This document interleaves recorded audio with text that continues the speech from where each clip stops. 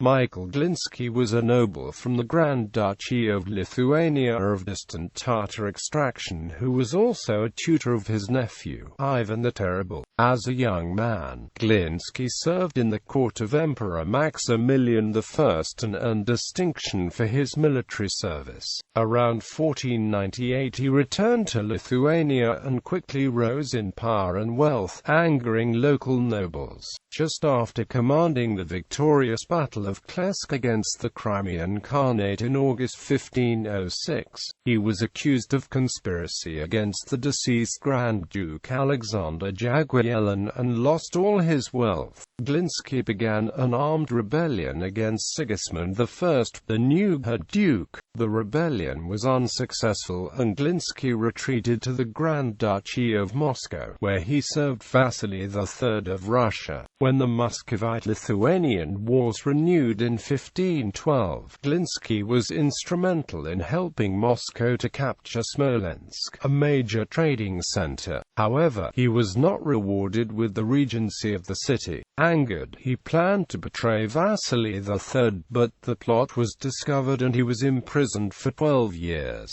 He was freed after his niece Elena Glinskaya married Vasily III in 1526. Before his death in 1533, Vasily appointed Elena and Glinsky as protectors of his underage sons Ivan and Yuri. Elena disapproved of Glinsky's influence in the state and had him sent to prison, where he soon died of starvation. In Western courts, the Glinsky family claimed descent from Orthodox Hungarian nobles and Emir Mamai. As a young man, Glinsky was sent to the court of Emperor Maximilian I and served in Emperor's army. He won distinction during Maximilian's campaigns against Friesland in 1498 and was awarded the Order of the Golden Fleece. In the service of Albrecht of Saxony during the Italian Wars, he converted to Roman Catholicism. Glinsky traveled extensively in Austria, Italy, and Spain. He also studied medicine at the University of Bologna. This fact was used against him in later life, as such education introduced him to poisons. During his 12-year tour of Western courts, Glinsky could boast of personal connections and relationships with many members of the nobility, including Emperor Maximilian I. Returned to Lithuania. In late 1498, Glinsky returned to Lithuania, where he quickly became a favorite and personal friend of Alexander Jagiellon, Grand Duke of Lithuania. Almost immediately upon return, Glinsky became Grand Duke's vice-regent in Utena. He was appointed court-marshal of Lithuania and became a member of the Lithuanian Council of Lords in 1500.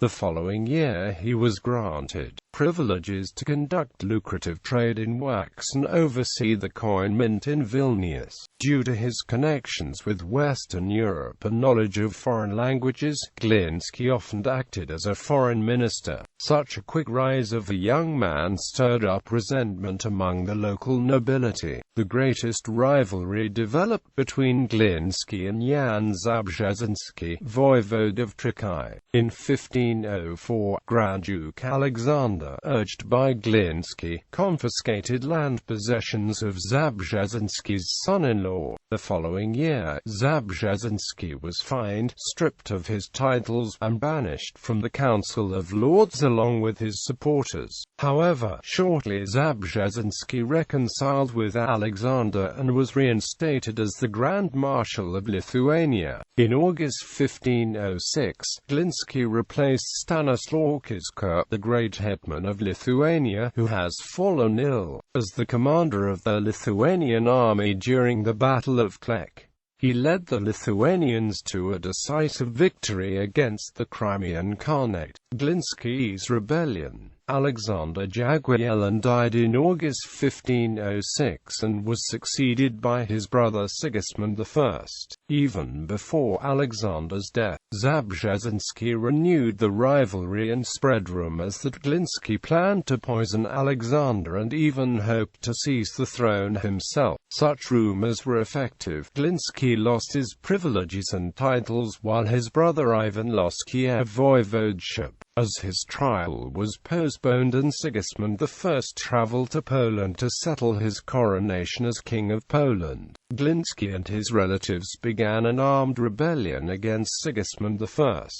On February 7, 1507, Glinsky attacked Rodno and decapitated Zabrzezinski. His men then unsuccessfully attacked Kaunas Castle in an attempt to liberate imprisoned Sheikh Ahmed, the deposed Khan of the Great Horde. He then planned but never began an attack on Vilnius. Glinsky proclaimed himself a defender of the discriminated Orthodox believers and envisioned establishment of the Duchy of Borisov with capital in Smolensk. Glinsky's rebellion gained limited support among Orthodox nobility and became intertwined with the Muscovite-Lithuanian War of 1507 to 1508. Despite support from the Grand Duchy of Moscow, Glinsky failed to capture Minsk, Slutsk, Orsha, Mstislav, Krakow. By 1508, Glinsky retreated to Moscow and pledged allegiance to Vasily III of Russia in Moscow's service.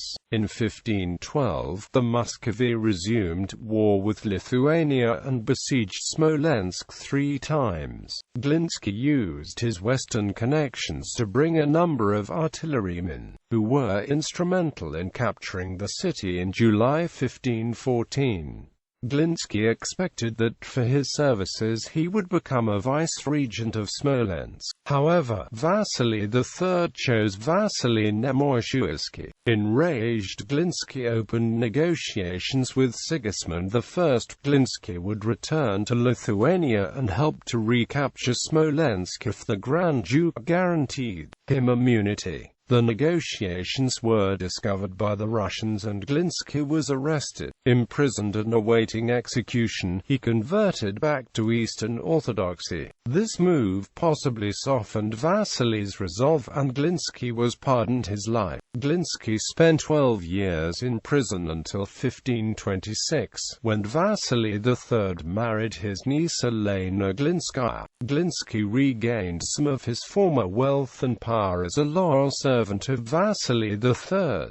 In 1533, Vasily III died of an infection to a leg wound. Before his death, Vasily appointed Elena and Glinsky as protectors of his sons Ivan and Yuri. Soon Glinsky became political rival of Elena and her lover Prince Obolensky for the influence in the Regency Council. Elena spread rumors that Glinsky quickened Vasily's death with poison as he did to Alexander Jagiellon in Lithuania.